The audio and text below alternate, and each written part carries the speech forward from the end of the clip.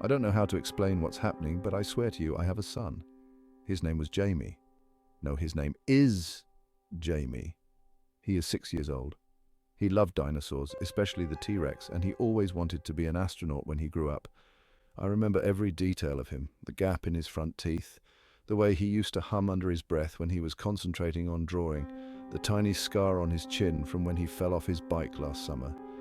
But now he's gone, and it's like he never existed at all. It was a Sunday. Woke up like normal. Checked in on Jamie and he wasn't in his bed. I thought he'd just gotten up and was playing downstairs. But when I went down, he wasn't there. His toys were gone, his coat wasn't hanging by the door, his little dinosaur wellies were missing from the mudroom. I panicked, of course. I screamed his name, tore through the house, checking every cupboard, every corner, but there was nothing, not even a trace. When I woke my husband Tom to tell him Jamie was missing, he looked at me like I'd lost my mind. He asked me who I was talking about. He said we didn't have a son, only our daughter, Emily. I thought he was messing with me, some kind of cruel joke. But when I tried to show him the family photo we took last Christmas, Jamie wasn't there. It was just me, Tom, and Emily smiling in front of the tree. I checked Jamie's room again. It wasn't his room anymore. The walls were painted a neutral beige instead of the blue I'd chosen for him when he was born. The dinosaur stickers we put up together were gone, replaced with generic paintings. His bed, his clothes, his books, all gone. It was like the room had been staged for a house showing, stripped of any sign of him. Maybe I was losing my mind. Maybe I was dreaming. But I have memories, clear, vivid memories of giving birth to Jamie, of holding him for the first time, of his first words, his first steps. I remember the day he started school, how nervous he was, and how proud I felt when he came home with a gold star on his homework. How could I imagine all that? Emily doesn't remember him either. I asked her where her brother was, and she just looked at me, confused. "What brother?" she said. It broke something in me. She used to adore him. They were inseparable, always playing together, always bickering over who got to hold the remote. How could she forget him? I went to the police, but they treated me like I was crazy. There's no record of Jamie anywhere. No birth certificate, no school records, no medical history. Even the photos I took of him are gone. Every picture on my phone, every drawing he ever made that I'd stuck on the fridge, it's all just not there. But I know he was real. I can still feel the weight of him in my arms. I can still hear his laugh in my head, that high-pitched giggle when he found something especially funny. I feel like I'm the only one fighting to remember him. Tom won't even entertain the idea that Jamie existed. Every time I bring it up, he gets angry or shuts me down completely. He's even suggested I see a doctor because he's worried about my mental health. But I'm not crazy. A few nights ago, I woke up to a sound outside Jamie's old room. I thought I was imagining it, but then I heard it again, soft shuffling footsteps. I ran to the hallway, and for a moment I swear I saw Jamie standing there. He was in his pajamas, his favourite ones with the little rockets on them, and he was looking at me with tears in his eyes. But as soon as I blinked, he was gone. I don't know what's happening. I don't know why everyone else has forgotten him, why there's no proof he ever existed. I don't know how much longer I can keep fighting this. Every day it gets harder to hold on to his memory. Some mornings I wake up and have to force myself to think about him, to picture his face, his voice, his laugh. I'm terrified that one day I'll forget too. 4 of us, me, Mark, Ben and Danny, piled into Mark's car for what was supposed to be a weekend of cheap motels, questionable diner food and aimless exploration. The vibe was great. We'd loaded up on snacks, blasted terrible music and made stupid jokes the entire way. It felt like the kind of carefree fun we hadn't had in years since life and work started weighing us down. We'd been driving for hours, taking turns navigating and swapping stories. At some point, the endless stretches of highway and the warm sun through the windows started to lull us into that road trip haze. I remember glancing back and seeing Danny sprawled out in the back seat, already dozing off with his head tilted at an awkward angle. I even joked about taking a picture of him to post later. The rest of us kept chatting and laughing, completely at ease. I must have zoned out for a while because the next thing I remember was quiet. Not silence, exactly. Mark was still humming along to the radio and Ben was rifling through a bag of crisps, but something was missing. I glanced back to see if Danny was still asleep, but when I turned around, the seat was empty. I froze. My first thought was that he'd somehow slipped out at a rest stop and we'd left him behind. Panic started to bubble up as I tried to piece together when we could have lost him. I turned to Mark and Ben, asking if they'd noticed anything, but they just looked at me like I'd lost my mind. That's when it got weirder. They didn't just say they hadn't noticed Danny getting out of the car. They said they didn't remember him being with us at all. I couldn't wrap my head around it. We'd all met up that morning. We'd loaded the car together. Danny had cracked some joke about how much luggage Ben had brought. I remembered it so clearly, but now Mark and Ben were acting like I'd imagined the whole thing. They laughed it off, saying maybe I'd been dreaming or misremembering. I didn't know what to say. The more I tried to insist Danny had been there, the more ridiculous I felt. Mark even teased me about how tired I must have been to confuse myself like that. I stopped arguing eventually, but something about the whole thing left a knot in my stomach. I kept glancing back at the empty seat, expecting to see Danny wake up and laugh at how freaked out I was, but it stayed empty and the tension in the car grew. Even Mark and Ben seemed less lively, their jokes trailing off and conversations dying mid-sentence. The radio crackled with static more often than not. By the time we stopped for the night, I was exhausted. Mark and Ben still didn't seem bothered. In the motel room, I scrolled through my phone, desperate for some kind of proof. A photo, a text, anything to show that Danny had been with us. But there was nothing. His name wasn't in our group chat, and none of the pictures from that morning showed him. It was like he'd never been there. That night, I barely slept. Every time I closed my eyes, I saw flashes of Danny, his goofy smile, the way he'd laugh so hard he'd snort, the way he'd been sprawled out in the back seat just a few hours ago. In the morning, I tried to bring it up again, but Mark and Ben just brushed it off. They seemed even more distant, like the whole thing had never happened. We got back on the road, and then it happened again. I don't know how long I'd been staring out the window when I realized Ben wasn't in the passenger seat anymore. He had just vanished. One moment he was there, scrolling through his phone, and the next, the seat was empty. I stared at the spot, my head going a million miles an hour.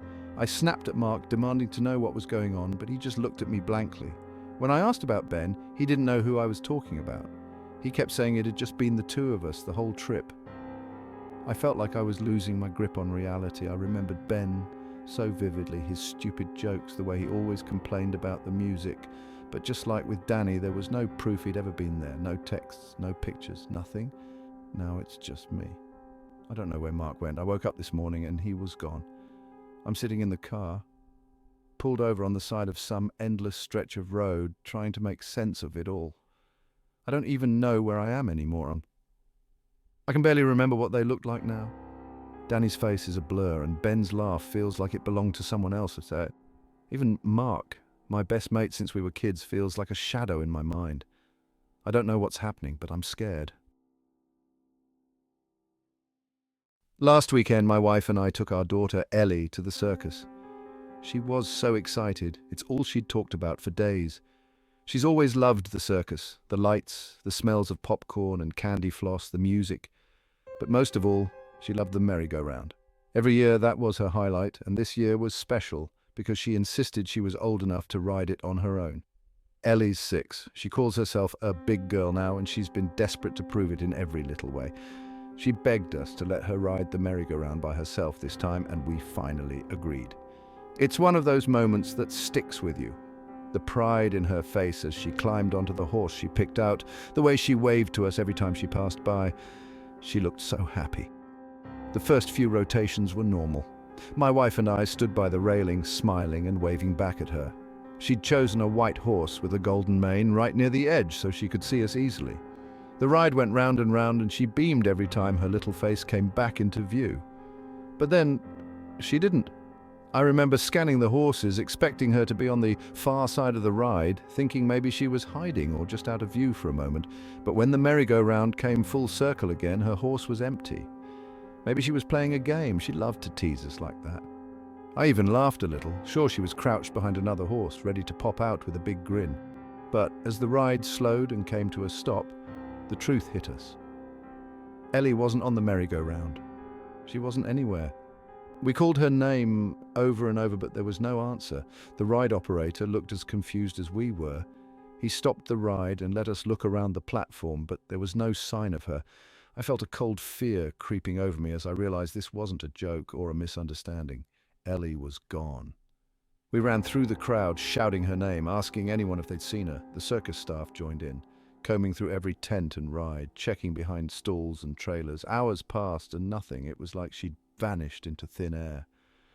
That night, we went home without her. I can't even describe the emptiness of that drive. Every moment I expected to hear her little voice from the back seat, asking if we could stop for ice cream. But there was nothing, just silence. We contacted the police. We put out missing posters with Ellie's picture, and volunteers searched the surrounding area. We walked through fields and woods, calling her name, hoping against hope she'd come running out from somewhere, grinning like it was all a big adventure. But she didn't. A few days later, the police asked us to come in and review the CCTV footage from the circus. I thought this was it, the breakthrough we needed. But what they showed us made no sense. The footage clearly showed my wife and me walking into the circus, hand in hand, alone. Ellie wasn't with us. I told them it was impossible. I saw her on the merry-go-round. I held her hand as we walked through the gates. Could describe every detail of the outfit she was wearing. A yellow dress with white flowers, her favorite purple trainers. But she wasn't there. Not on the tape. Not anywhere. The police didn't say it outright, but I could tell they thought we were delusional, or worse. They stopped searching soon after that, saying there was no evidence Ellie had ever been at the circus. My wife doesn't like to talk about it anymore. She's retreated into herself, barely speaking, barely eating. I think she's trying to convince herself the police are right, that Ellie never existed, but I can't do that. I remember her too clearly, the way her hair smelled after a bath, the way she clung to her stuffed bunny when she was scared, the way she laughed so hard she'd hiccup. She's real. I will find her. Starting uni is meant to be one of the best times of your life, right? New mates, fresh starts, and all the freedom in the world. That's what I thought, anyway. I moved into halls 2 weeks ago, nervous but excited to meet my flatmates. It was a small flat, just 3 of us sharing a kitchen and common area. I figured it would be easy to bond. I wasn't wrong, but now I wish I'd never stepped foot in this place. The first night, we did what every group of new students does, got smashed and stuffed our faces with takeaway. It was me, a guy named Alex, and another bloke called Jamie. We hit it off straight away, banter flowing, stupid stories about embarrassing things we'd done in sixth form, even a pact to stick together during Freshers' Week. Jamie was the loud one, always cracking jokes and trying to outdrink us. He had this way of pulling you in like you'd known him for years. By the time we polished off the last slice of pizza, we were all properly hammered. I vaguely remember Alex passing out on the sofa while Jamie stumbled back to his room. I followed not long after, crashing fully clothed onto my bed. It was one of those deep, alcohol-fueled sleeps where you don't even dream. I didn't think much of it when I woke up the next morning to a splitting headache and a dry mouth. The flat was quiet. I rolled out of bed, grabbed some water, and went to wake Alex. He groaned when I shook him, looking just as rough as I felt. I asked him where Jamie was. He shrugged, saying maybe he was still in bed or in the bathroom being sick. Made sense considering how much he'd drunk, but when I checked, the bathroom was empty. So was the common room. His bedroom door was wide open, the bed made, but no sign of him. We didn't think too much of it. Maybe he'd gone out for fresh air or met someone on a dating app. We laughed it off, making weak jokes about how we'd tease him for sneaking off, but as the hours ticked by and he still didn't show, we texted him, no reply. Called him straight to voicemail. By lunchtime, we were properly worried. We started knocking on doors in the building, asking if anyone had seen him. The weird thing was, no one even remembered meeting him. That didn't make sense. We'd been in the common room chatting with a few people the night before, Jamie as loud and memorable as ever. But now, it was like he'd never existed. Alex and I sobered up quickly after that. We decided to go to the uni admin office, thinking maybe he'd left some emergency contact info on his enrollment file. When we gave the receptionist his name, she just frowned. She couldn't find any record of him. No student under his name was enrolled, no room assigned to him in our flat. We insisted describing what he looked like, even the clothes he'd been wearing the night before. She just shook her head. It was like we were talking about a ghost. By the time we left, Alex looked as pale as I felt. I remember standing in the middle of the campus, staring at all the bustling students and feeling like I was losing my mind. We went back to the flat, hoping against hope that Jamie would be there, grinning and joking about how he'd pranked us. But his room was still empty. His things were gone, completely gone, like they'd never been there in the first place. It was like someone had scrubbed every trace of him out of our flat. I started questioning myself. Maybe I'd imagined him. Maybe I'd drunk too much and made him up, but Alex swore he remembered Jamie too. We both sat there, piecing together every detail we could remember. Him stealing slices of pizza, the stupid story he told about falling off a bike on his first day of secondary school. None of it mattered, though, because to everyone else, Jamie had never been real. That night, I barely slept. Every creak and groan of the building made my skin crawl. I kept waiting to hear Jamie's laugh echo down the hallway, or to see his shadow in the doorway. But there was nothing, just silence. It's been over a week now, and Alex and I have stopped talking about it. Every time we bring it up, it feels like we're tempting fate, like acknowledging Jamie's existence will draw something back to us. I still don't understand what happened. I don't think I ever will. But sometimes, when I'm alone in the flat, I swear I hear faint laughter coming from Jamie's empty room, and every time I'm too scared to check. Last weekend, a group of us decided to go spelunking. It was me, Ben, Ellie, and Tom. We're all pretty experienced, so when Tom suggested we try exploring this cave system he'd read about online, we jumped at the chance. It wasn't a marked site, more of a hidden gem that people in forums raved about. Supposedly, it was tough, but beautiful, long, narrow passages leading to incredible underground chambers. We figured it would be the perfect challenge. We drove out early and hiked to the entrance. The first few hours went smoothly. The cave was as tight and winding as advertised, but we were careful, taking turns leading and keeping track of our path with chalk marks and rope lines. It was exhausting but exhilarating. Crawling through those narrow passages, your world shrinks to the size of the rock around you. It's terrifying and thrilling all at once. We reached what we thought was the deepest part, a large cavern with glimmering walls that seemed to reflect our headlamps back at us in a way I'd never seen before. It was stunning, and for a while we just sat there catching our breath and taking it all in. Then Tom spotted another passageway, barely wide enough for a person to squeeze through. He was the most adventurous of us and insisted we check it out. Ben hesitated. He's always been the cautious one, but eventually we all agreed to give it a go. That's where things started to go wrong. The passage was tighter than anything I'd ever crawled through. We had to take off our packs and push them ahead of us, shimmying on our stomachs through the narrowest parts. The air felt colder the deeper we went. Normally you'd at least hear water dripping or whistle of a draft, but this passage was dead quiet. It felt like we were crawling into the belly of something that didn't want us there. After some time, the passage finally opened up. The first thing I noticed was the air. It smelled damp and metallic, like blood. The space was large enough to stand in, but the walls were slick and dark, almost oily. Our headlamps barely seemed to penetrate the gloom. It didn't feel like the rest of the cave system. No, we were all spooked, but no one wanted to admit it. After a while, we decided to head back, retracing our route through the narrow passage. I went first with Ellie behind me, then Ben, and Tom bringing up the rear. Crawling back was harder than getting in. When I finally emerged back into the original cavern, I let out a shaky breath of relief. Ellie came through a few moments later, followed by Ben. We turned to watch for Tom, but he didn't come through. We weren't too worried. He was slower, always taking his time to make sure his footing was secure. We called out for him, but the passage muffled sound, and we couldn't hear any response. We waited 5 minutes, 10, still nothing.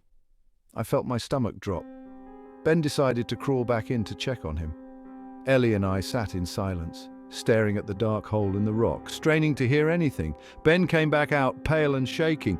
He said the passage was empty. Tom wasn't there. That didn't make any sense. There was only one way in and out of that passage. If he'd turned back, we would have seen him. If he'd gotten stuck or injured, we would have heard him. But there was nothing.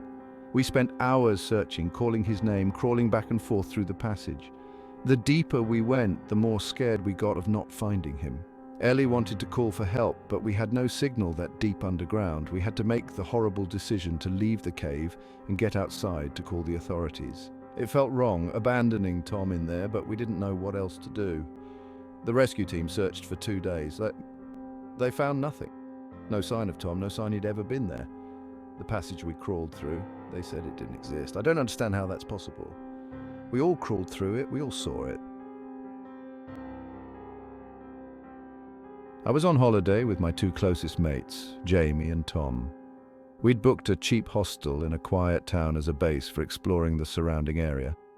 It wasn't anything fancy, just a small place with shared dorms and a basic kitchen, but it was clean and seemed safe enough. There were a few other travelers staying there, but it wasn't packed. That night we went out to a local pub. It wasn't a big night out or anything, just a few drinks and some laughs. Nothing unusual. I remember all 3 of us walking back to the hostel around midnight. Jamie and Tom were singing some old song at the top of their lungs, and I was teasing them about how awful they sounded. When we got to the hostel, we went straight to bed. Our room had 3 single beds lined up against one wall. I distinctly remember Jamie flopping onto the middle bed and Tom crashing onto the one nearest the door. I took the bed by the window. The next morning, I woke up groggy, head pounding from the drinks. I sat up, rubbing my eyes, and glanced over at Jamie's bed. It took a moment for my brain to register what I was seeing. There was someone in his bed, but it wasn't Jamie. It was a man I didn't recognize, and he was sound asleep like he'd been there all night. I thought Jamie must have gone to the bathroom or maybe fallen asleep in another room. But then I looked over at Tom, who was awake and looking just as confused as me. He whispered something about Jamie, asking if I'd seen him. I was about to respond when the man in the bed stirred and sat up. He was older than us, maybe in his late 30s or early 40s, with a scruffy beard and disheveled hair. He looked like he'd just woken up from us talking, blinking blearily at us. We asked him if he had seen our friend who was sleeping in that bed last night. Then he said something that made my stomach drop. He claimed he'd been staying in that bed all along. Tom and I exchanged a look. We both knew that wasn't true. Jamie had been in that bed last night. We were sure of it. I even remember joking with him about how loudly he was snoring before I fell asleep. But this guy was acting completely normal, like we were the weird ones for questioning him. We decided to go to the front desk to see if anyone had seen Jamie. The receptionist was a young woman who checked us in the day before. When we asked her about Jamie, she gave us a blank look. She didn't remember him. She said she'd checked in 2 guests, not 3. She even pulled up the booking details on her computer to show us. There were only 2 names listed, mine and Tom's. At that point, I started to feel sick. I thought maybe it was just a mix-up, so I asked about the CCTV. She seemed annoyed, but agreed to humor us. The footage from last night showed Tom and me walking into the hostel alone. There was no sign of Jamie. I tried to stay calm, but inside I was panicking. Tom was too. We both remembered Jamie being with us at the pub, on the walk back, in the room, but now there was no trace of him. His bag, his clothes, everything he'd brought with him were gone. The man in Jamie's bed didn't leave either. He stayed in the room, acting like he belonged there. The weirdest part was that the longer we were around him, the harder it became to argue with him. I found myself questioning my own memory. Maybe I was just tired, maybe I was mixing things up, but every time I felt myself slipping into that doubt, I'd look at Tom and see the same fear in his eyes. He remembered Jamie too. We ended up leaving the hostel that afternoon. We couldn't stay there, not with that man in the room and no answers about what had happened. We reported Jamie as missing to the local police, but they didn't take us seriously. Without any evidence that he'd even been there, there wasn't much they could do. It's been days now, and I still can't shake the feeling that something terrible happened that night. I've replayed every detail over and over in my head and nothing adds up. How could Jamie just vanish like that? How could his existence be erased so completely? And who the hell was that man in his bed? I don't know if I'll ever find out the truth, but I'm scared. I'm scared that whatever happened to Jamie could happen to me or to Tom or to anyone. And I'm scared that no one would even notice if it did.